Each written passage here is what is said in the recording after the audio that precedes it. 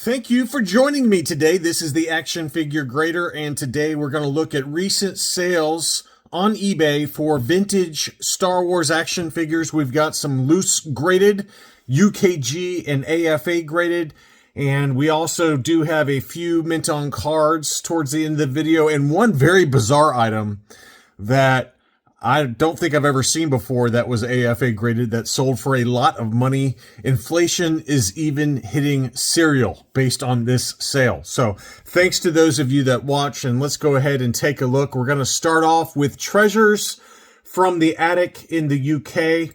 He did mention that there was something in one of my videos where I was mentioning there's a VAT tax now.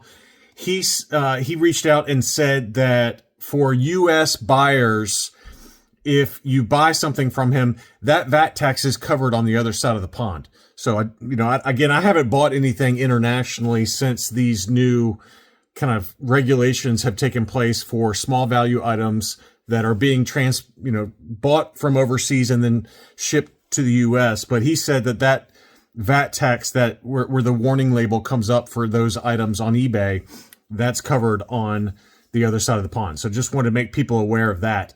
And so he had some beautiful Spanish figures that were all UKG graded. You don't see the Spanish Puck R2-D2 very much. To be honest with you, I don't know if I've ever seen one on eBay. It was only a UKG 75, but it's a very tough figure to track down in the Spanish line. And that one sold for 200 pounds, which is $271. This is one you do see occasionally, but it's also a very tough one to get. This particular character for the Spanish Pucks is not easy.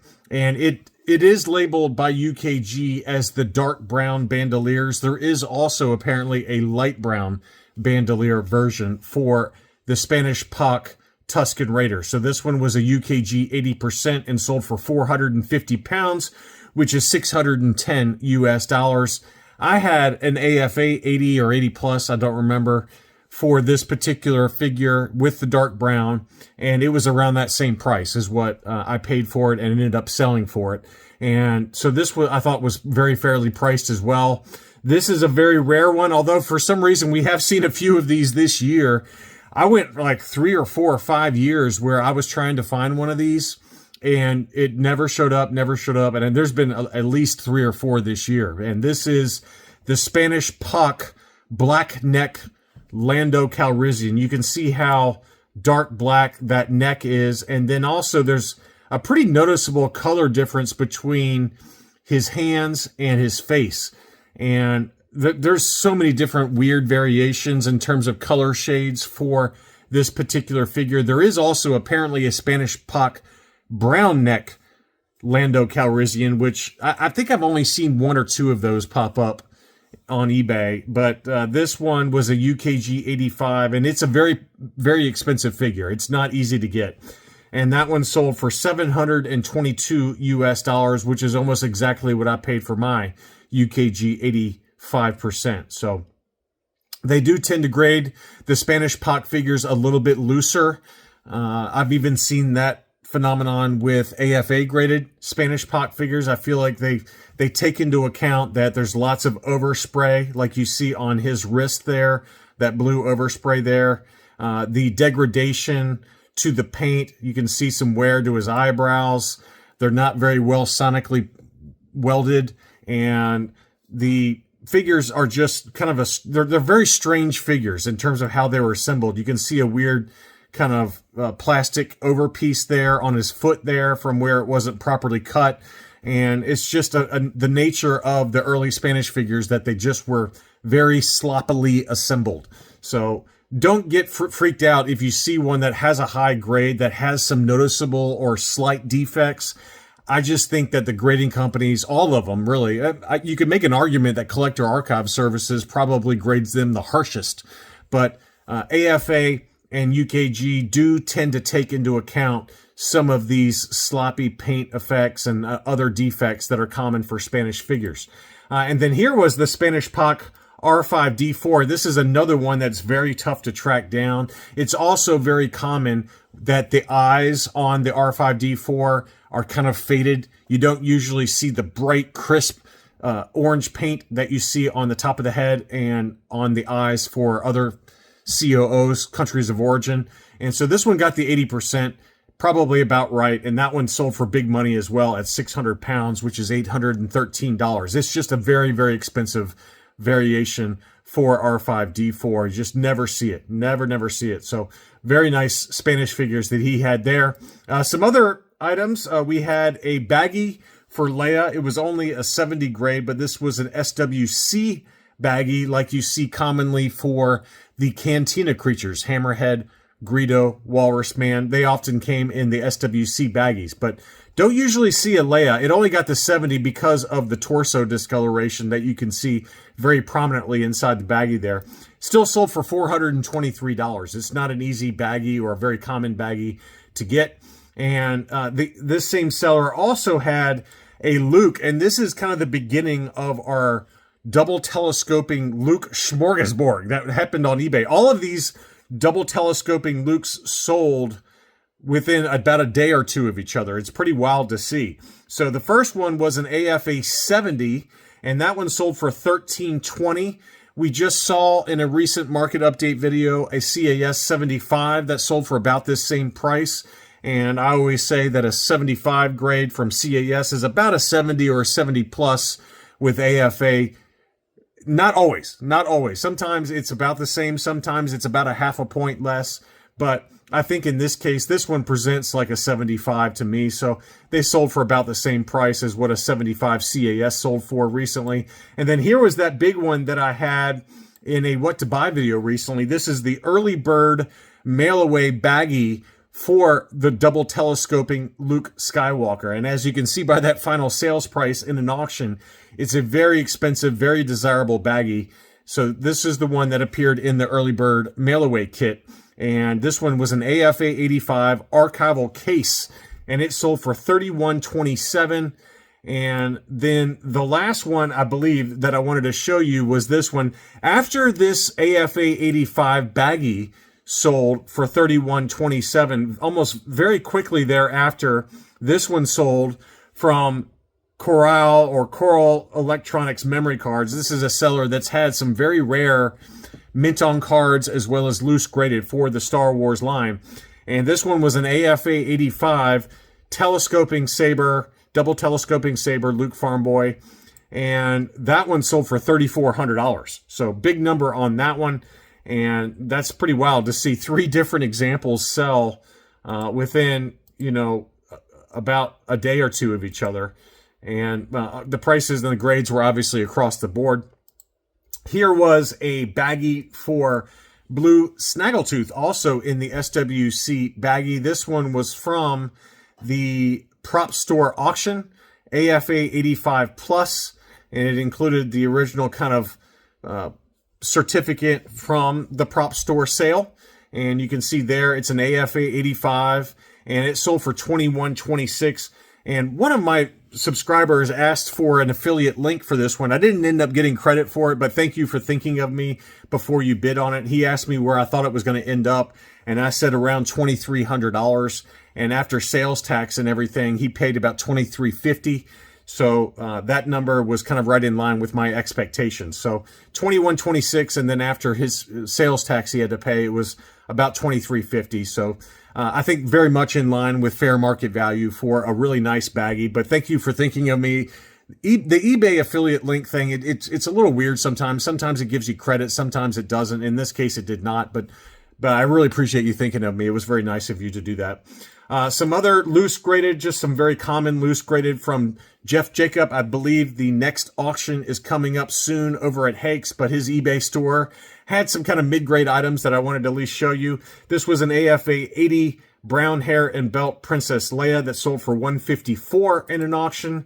And then he had an 80 plus for the same figure, Hong Kong brown hair and belt. And that one sold for $221. So to go from an 80 to an 80 plus, it was about $75 or so. And then he also had a AFA 85 Ben Kenobi that sold for $220.50. That's about right. Ben Kenobi's in high grade, like an AFA 85 Near Mint Plus. Those have come down a little bit in price 225-ish, maybe as high as 250, depending on the variation and the COO. But this was the dark gray hair Hong Kong variation for Obi-Wan Kenobi with those really heavy paint app eyes that you can see there. I call them kind of mascara eyes. You see some of the Hong Kong factories have those deep dark eyes for Ben Kenobi as well as for the Luke Farm Boy. So that one sold for $220.50. Another common one, we had an AFA 85 Luke Jedi Knight. This one had the archival case. This was the Taiwan variation. Beautiful figure there. And that one sold for $213.70. Again, we've talked about this recently, that Luke Jedis have really come down in price, even in high grade like that. Not sure what's going on there. I think that's probably on the outside of the case. Looks like it's a little fuzzball or something there, but hopefully that's on the outside of the case, not the inside of the case. It's hard to tell there. But next up, we got two really high grade AFA 90 last 17 figures that sold, and they sold for huge prices.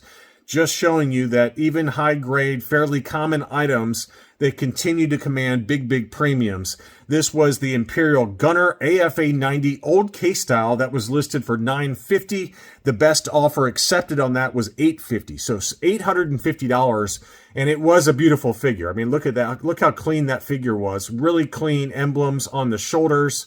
Really clean belt buckle there. So that one sold for a huge number. An even bigger number was this one. This was the Yak Face AFA 90, again, old case style, that was listed for $2,000. The best offer accepted was $1,700. So this one did sell $1,700, old case style AFA 90 Yak Face. And that's pretty wild. You think about it. An AFA 85 is what, about $800 to $850? And then to go from an 85 to a 90, you're jumping up over 2 times the price at $1,700. So wow, huge number.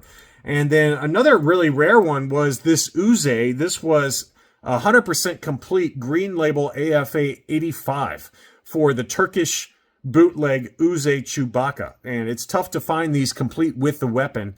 That one did sell in an auction, only one bid there. This is the same seller that had the baggie for the Blue Snags and the baggie for the double telescoping saber. So this particular seller is selling off some really high grade gems.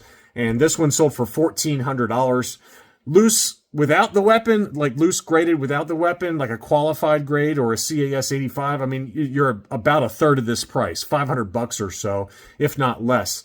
And it's just the weapons are so hard to find for those Turkish bootlegs that it commands a huge premium when you got 100% complete. And then speaking of inflation on cereal, look at this wild one. This one was an AFA 80 1995 Power of the Force 2 Han Solo Stormtrooper offer, Fruit Loops Kellogg's. So this is pretty wild to see. And again, it's not vintage, but I wanted to at least show it because it was so funny. But it's got the mailed away for the Han Solo in Stormtrooper disguise. So a sealed cereal box AFA 80, and it sold for $228.50. Let me tell you, folks, if we start paying this much at the grocery store for Fruit Loops, we're all in trouble. It means the US dollar has completely cratered in value. But this AFA 80 example did sell for $228.50. And then we're going to round things out with a couple of mint on cards. We had a UKG 85 12-back Tusken Raider, but this one did have a little crack forming from the Tusken Raider's horns. So he's trying to break out of there. And I have seen that. It's one thing that you want to do if you're ever buying a Tusken Raider mint on card. Make sure you get some good photos of the top of the blister, because if it's been shipped to and from, or if it's been changing hands a number of times, in shipping, that figure can eventually launch through the blister, and you can see that issue starting to form here. And the seller was kind enough to show it. But just be aware that if you buy something like that, so that bubble score of 85 is no longer applicable. But just be aware that it's not just 12X, it's really any Tusken Raider. And they never came with like an inner tray that held them in place, to my knowledge. And this is just something to make sure you take a look at closely before you buy it. And again, this seller was not trying to hide anything. They showed it very clearly. But this one did sell for $11.25. It was a 12, it just says 12 back, I think it's a 12 back B. 12 back B for the Tusken Raider. $11.25 on that one. This was another huge price from the same seller. This was an AFA 85 41 back B Darth Vader. And the photos were not great. And they were sideways. They were still clear blister. Had the ugly Toys R Us price sticker there, but it was unpunched. And it sold for $3,500. Huge number for an AFA 85, admittedly, on an ESB back, which does command a big number, and obviously the AFA 85 commands a big number, but just not much to go on there with those photos. Next up, an awesome item from Brian's Toys. I was curious to see where this one would end. This was the Droids Boba Fett, obviously one of the more desirable mint-on cards. And it was only an AFA 70, though. So, and we've talked about how this one has come down in price a lot. For a while there, this was going for a ton of money, even in a 70 grade.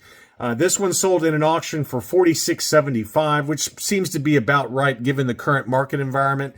AFA 80s, I think we've seen one recently that sold around $8,600, $8,700. So this AFA 70 sold for $46.75. And then finally, this was the Kenner Canada Ewoks cartoon Lady Garnish, and this one was a 75 grade, slightly yellowed blister, unpunched. Again, the Kenner Canada version. That one sold for almost $300. So a pretty nice assortment here of some, you know, a mix of commons and then some very rare items as well. And the prices, for the most part, stayed kind of in line with expectations. I hope you enjoyed the video. Don't forget to leave me a like if you did. Thanks so much for watching, and I'll be back soon.